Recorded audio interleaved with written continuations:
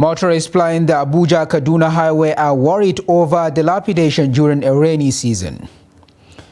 JAMB says report of inquiry on students with fake result vindicates the board. Zamfara female pilgrim returns $80,000 to honor. And on the foreign scene, Sudanese health ministry says 22 killed and dozens injured in army's airstrikes on Omdurman. Hello and welcome to Trust News Update. I am Abdurrahman Omar. Thanks for joining.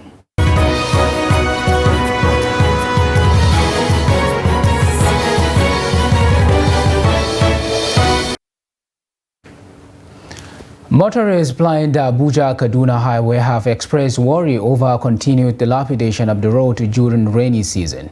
Our reporter who plied the road reports that vehicular gridlock sets any moment an articulated vehicle breaks down on the road. Take a look. This is Abuja-Kaduna Expressway, a road that links the nation's capital Abuja to northwestern states, but remains a constant nightmare for motorists and travelers due to its dilapidation over the years. A journey of less than 2 hours on average speed of 100 kilometers per hour to Kaduna takes between 3 and 4 hours if breakdown of heavy-duty vehicle is not recorded on the road. Timothy Hutwa says the federal government needs to fix the road even if it is to fill up the potholes to avoid accidents that not only delay travelers but also expose them to bandits. The degree of that road, in fact the road is so deplorable to a point that vehicles have to be applying the other route that is under construction, and the construction is not going. So it will be better if the federal government can intervene quickly so that the road will be much better to apply. The Abuja Express Road is too bad. Cars are just following one way, many cars are there dumped. This is not a farm, but the Abuja-Kaduna road that only the likes of Salisu Isiaku care so much to fill up the potholes left unattended to live in it in such a deplorable state. Salisu Isiaku says he started feeling potholed following many devastating accidents on the road that claimed the lives of many Nigerians. There was an accident I witnessed where a car fell up this bridge with small children in it, and all of them died instantly, bloody dead. That had really stayed fierce on us. And problem of these so many potholes along this road that made us come together and begin to try to fill up these potholes. And there was also a car that fell off into this river, making 5 people to die instantly. Aminu Isa is a bus driver that plies the highway regularly, and he wonders where the money budgeted by the previous administration of President Muhammadu Buhari for the reconstruction of the road has gone, and nothing significant is achieved. I spent 5 days in gridlock in southern part of Nigeria, so almost all of the roads in the country is no good. And they were telling us that President Buhari has released money for the reconstruction of the road, which we have not seen anything. We were also told that President Tinubu also released money. In all we are pleading is that anybody that had a stake in the reconstruction of this road, let them help and fix the road. The immediate past administration of Muhammadu Buhari had in 2017 awarded the contract for the construction of Abuja-Kaduna-Kano Highway at the sum of 155.48 billion naira, and later increased to 797 billion naira in 2021 for a hybrid 2-lane 6-lane expressway, but the project remains uncompleted 6 years after. Federal Ministry of Works and Housing says the reconstruction work on the Abuja-Kaduna-Kano Highway will be completed by the first quarter of 2024. Permanent Secretary in the Ministry, Mahmouda Mamman, gave the assurance on Friday during an inspection of the road, another ongoing federal road project in Kaduna State. The Permanent Secretary explained that the late completion of the road project awarded since 2017 was largely due to insecurity and funding challenges. He, however, said the ministry will ensure that the contractor delivers the project next year. Maman took a tour of the 375.9 kilometer of the dual carriageway, beginning from the Abuja and through Kaduna to Zaria and extending further to Kano, all in the northwest zone. The Permanent Secretary also inspected the ongoing reconstruction work on the Kaduna Western Bypass Road, expressing disapproval of the slow pace of work by the contractor handling the project. The Plateau State chapter of Mieto Allah Cattle Breeders Association of Nigeria, MACBAN, has accused personnel of Operation Rainbow, a state security outfit, of burning down their houses in communities of Mongu local government area of the state. The group says houses belonging to their members in the villages were burnt by the personnel of the operation and some individuals. Adu Musa has the rest of the details.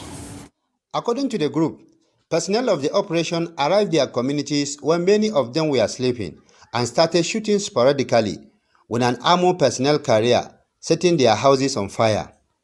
When contacted on the incident, the coordinator of the security outfit, Singdang Mongak, denied the allegation, saying the accusation is misleading and unfounded. I was able to reach my operational team, and there's no report that any Operation Rainbow is fronting any attack anywhere. If there's any irresponsible report getting to you now, I'm sure it's not our operatives. It's an assumption. Probably, if they are the ones attacking, I'm sure he might see a truck or something like that. The APC and the healers, none of our APC has been on.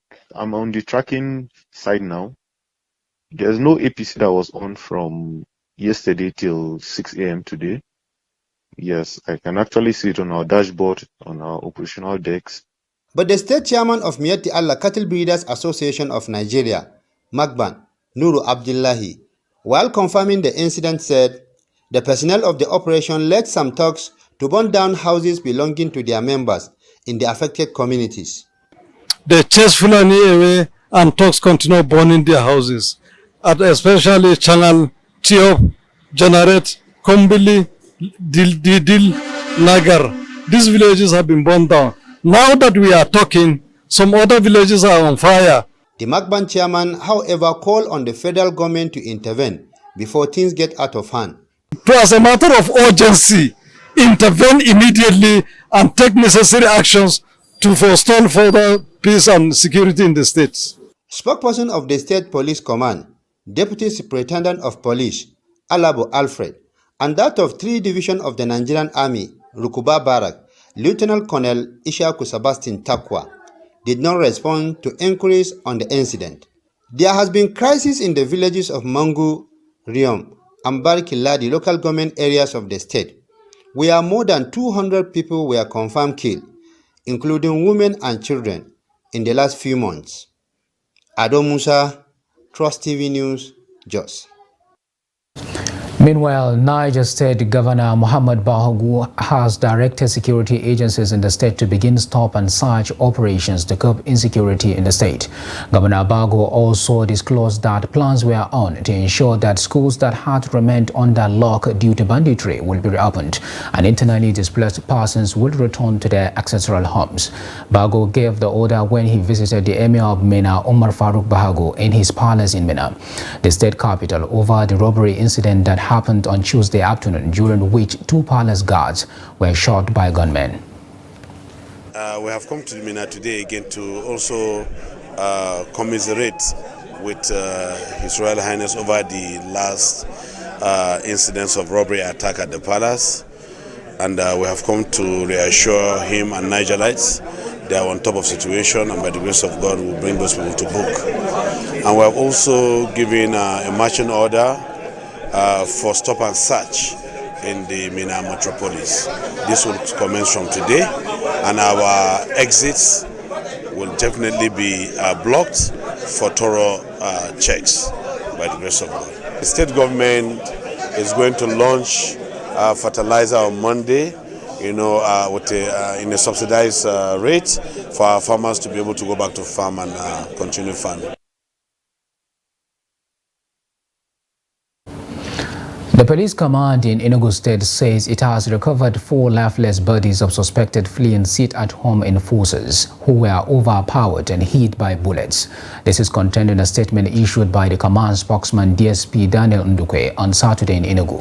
Ndukwe said a combined team of tactical police operatives discovered and recovered the lifeless bodies of 4 of the male hoodlums in the forest behind GED filling station at Aukunana, Enugu, where they escaped into. He said the development was sequel to the earlier report of operatives dislodging armed subversive criminal elements who attempted to enforce the illegal sit-at-home order in the early hours of July 7, 2023. According to the spokesman, the operatives intercepted the criminals at Wande Aukunana, Enugu, as they were snatching an Entrago-branded Sharon minivan from its driver at gunpoint. A manhunt operation was launched while a thorough search conducted on the vehicle led to the recovery of one AK-47 rifle with magazine loaded with 19 live ammunition of 7.62 calibers, 2 bottles of petrol, bomb and other incriminating exhibits. Meanwhile, the Committee of Inquiry set up by the Anambra State government to look into the examination fraud involving Nsooma Njimeke has confirmed that she manipulated her unified tertiary matriculation examination results, giving herself a score of 362 as against an actual score of 249.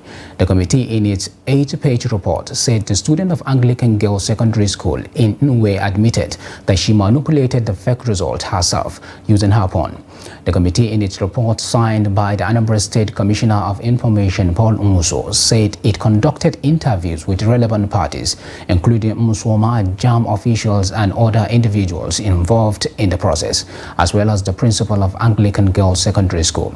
The report noted that JAM revealed that Nsooma made several requests to JAM asking for her results, and each of the times she received in her phone the same score of 249 total aggregate. The committee said that in Nsooma's submission, she owned up in the presence of her principal and education secretary that the narration of JAM officials was a true and correct description of what happened. The committee said it tried to find out the motive behind her action, but Nsooma replied that nothing motivated her. According to the committee, Nsooma is expected to tender a written apology to JAM, the Anglican Girls Secondary, and the Anambra State government. The Joint Admissions and Matriculation Board, JAM, says the report of the Commission of Inquiry set up by the Anambra State government to investigate the Nsooma saga has vindicated the board. The board's acting director, Public Affairs and Protocol, Dr. Pabian Benjamin, said this in a statement in Abuja on Saturday. Benjamin said that the report had further reinforced the position of the board that its system cannot be compromised. The statement said in spite of all the posturing of detractors, the board remains resolute and uncompromising in its commitment to give Nigeria the best as far as credible and fair assessment is concerned. Benjamin said the board is more than ever determined to continue to force ahead, unmindful of the shenanigans of those who desire its fall.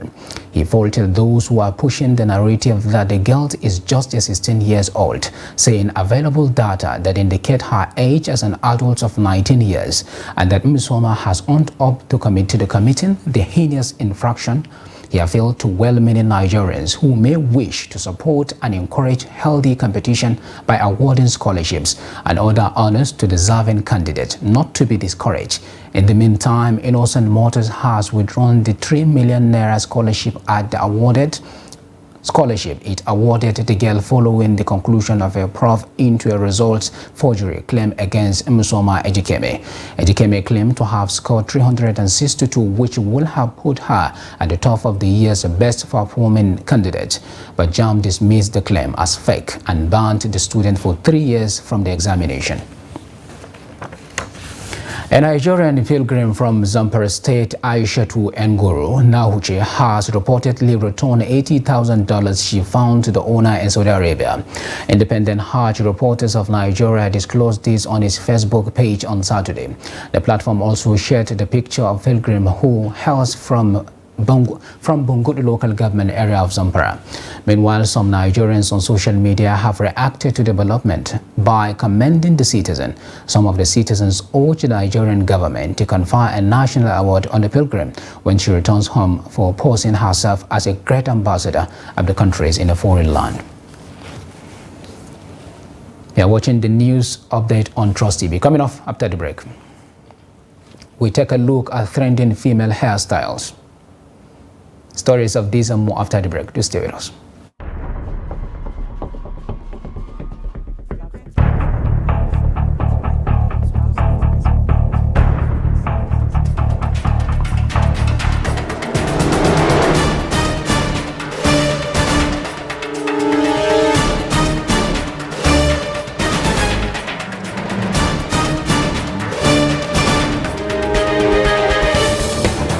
That's great.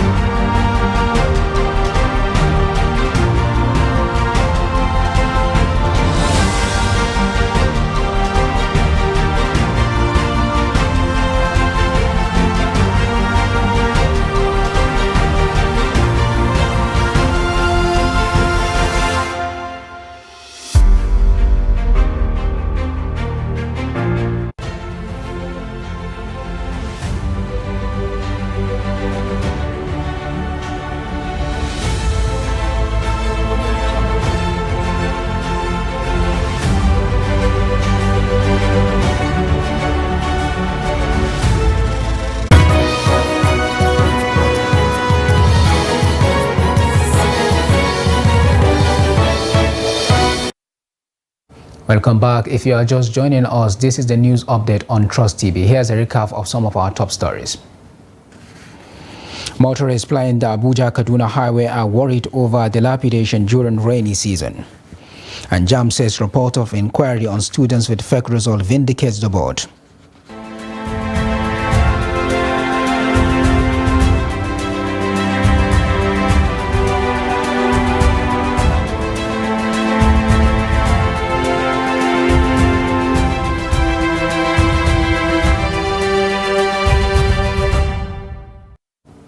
Bauchi State residents have appealed to President Bola Tinubu to look into the high rate of taxation on food items in the country in order to cushion the impact of the economic hardship being experienced throughout the country.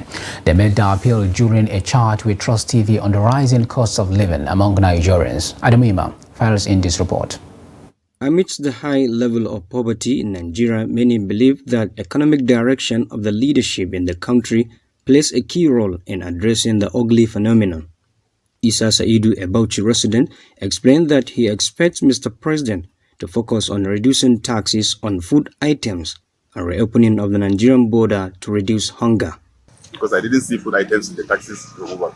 Those taxes, I didn't see anything on food items. I didn't see the opening of the border on importation of foods or things like that. But we are expecting that at least something will be done along that line. He maintained that people from the northern part of Nigeria feel the impact of the hike in the price of fuel more than any other part of the country. You find that it's not easy to pay school fees here and pay school fees in the other one. It's not easy actually. We are just easy to manage. It's not easy. Meanwhile, some residents share their experiences on how they are coping with the situation. Despite the economic downturn in the country, we have to come to terms with where we have found ourselves. Apportioning blames will not help anybody. God chooses our leaders, hence we should fall back to Him for guidance. Life is so difficult these days that some people only feed once daily, and even if he goes out in search of hard menial jobs, he hardly gets any, especially those of us from rural communities. Saleh Adamu and Malam Haruna explain why it is now difficult for them to buy a portion of sweet potato even as they lament the situation.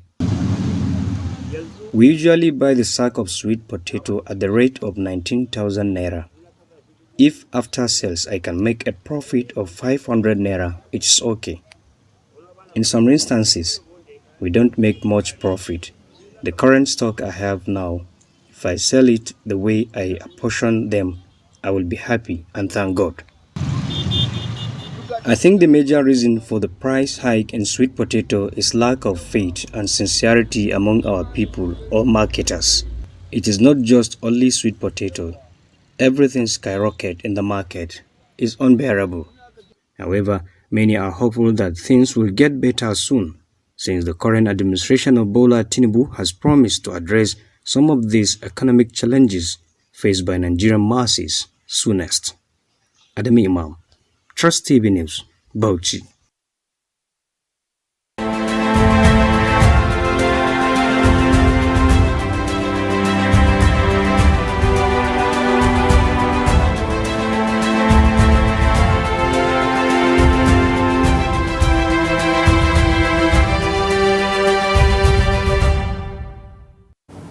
A woman's hairstyle has over time been seen as an enhancer of their physical appearance.